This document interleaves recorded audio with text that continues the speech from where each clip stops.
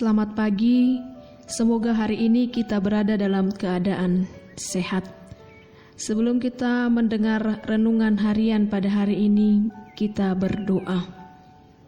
Kasih karunia Tuhan Yesus Kristus, damai sejahtera Allah Bapa, dan persekutuan Roh Kudus menyertai saudara.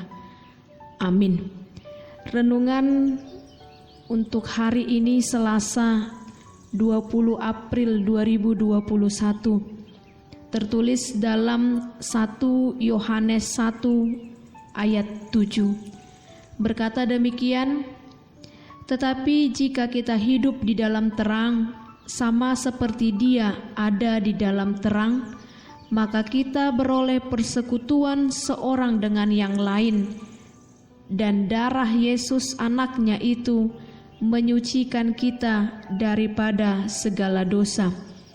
Dalam bahasa Batak dikatakan, alai molo taparangehon hatiuron, songon ibana nadibagasan natiuri, saur dohita sama hita, jaladi payas mudarni Yesus, anak nai dohita sian nasa dosa.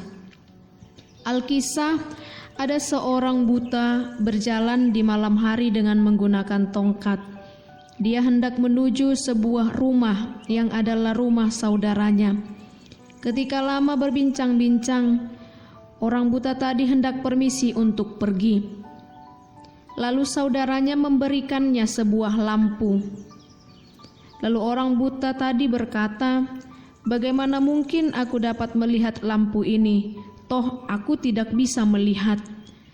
Lalu saudaranya menjawab, "Memang kamu tidak melihat, namun dengan lampu ini, dengan penerangan ini, orang lain dapat melihat kamu."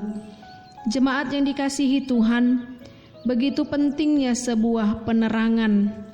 Terang sangat kita butuhkan. Siapapun tidak dapat berjalan jika terang tidak ada. Oleh karena itu, teks renungan kita pada hari ini mengajak kita untuk hidup dalam terang, agar kita boleh melangkah dan agar langkah kita tidak tersesat. Tuhanlah terang itu, firman-Nya lah terang itu, sehingga siapapun yang hidup dalam terang, maka dia boleh melihat dan boleh melangkah. Lawanlah kegelapan, kegelapan hati, kegelapan pikiran, kegelapan mata, dan biarkan Tuhan menerangi hidupmu.